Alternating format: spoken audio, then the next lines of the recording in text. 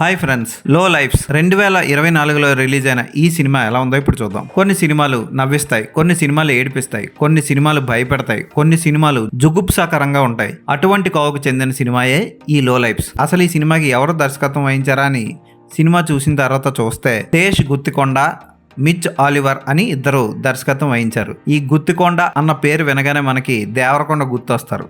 అంటే మన హైదరాబాద్ చుట్టుపక్కల వ్యక్తే ఈ తేష్ గుత్తికొండ. ఇలాంటి సినిమాకి ఇటువంటి వ్యక్తి దర్శకత్వం వహించడం అనిపిస్తుంది. ఓకే, ఈ సినిమా కథ ఏంటో ఇప్పుడు చూద్దాం. ఒక ఫ్యామిలీ ఉంటుంది.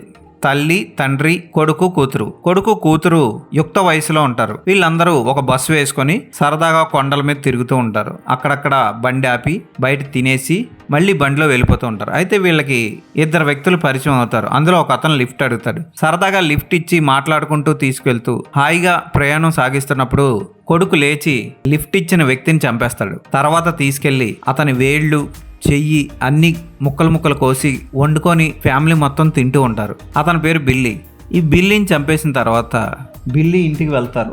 బిల్లీ ఇంట్లో ఇద్దరు అమ్మాయిలు వాళ్ళ తాతయ్యతో కలిసి ఉంటూ ఉంటారు. ఒక ఆమెకి లవర్ కూడా ఉంటాడు. ఆడు పెద్ద బిల్డప్ ఇస్తాడు, పెద్ద సుత్తి పట్టుకొని వస్తాడు. వాడిని చూస్తే అయ్యో బాబాయ్ ఈడు వేసేస్తాడు వీళ్ళందరినీ అన్న ఫీలింగ్ తో మనం ఉంటాం. అయితే ఈ తాతయ్యని, ఇద్దరు మనవరాలని, ఆ లవర్ని కూడా వేసేయడానికి ఫ్యామిలీ సిద్ధపడుతుంది. ఆ తర్వాత ఏం జరిగింది అన్నదే మీరు సినిమా చూసి తెలుసుకోవాలి. ఈ సినిమాలో ఇదే మెయిన్ ప్లాట్, కానీ చివరి 30 నిమిషాలు బీభత్సమైన హింస, ఊహించలేని ట్విస్టులతో సాగుతుంది ఈ సినిమా.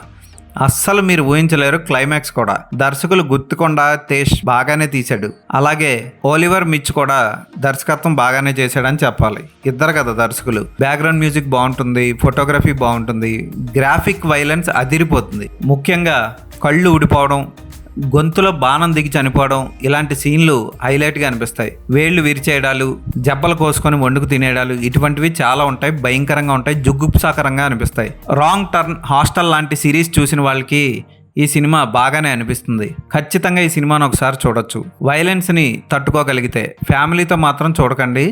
కొంతమందికి వామిటింగ్స్ కూడా వస్తాయి కొన్ని సీన్లు చూస్తాయి. నటీనటులు అందరూ పాత్రలకు న్యాయం చేశారు. క్లైమాక్స్ ట్విస్ట్ మాత్రం మనం అస్సలు ఊహించందే జరుగుతుంది. ఈ సినిమాకి నేను ఇచ్చే రేటింగ్ 4/5.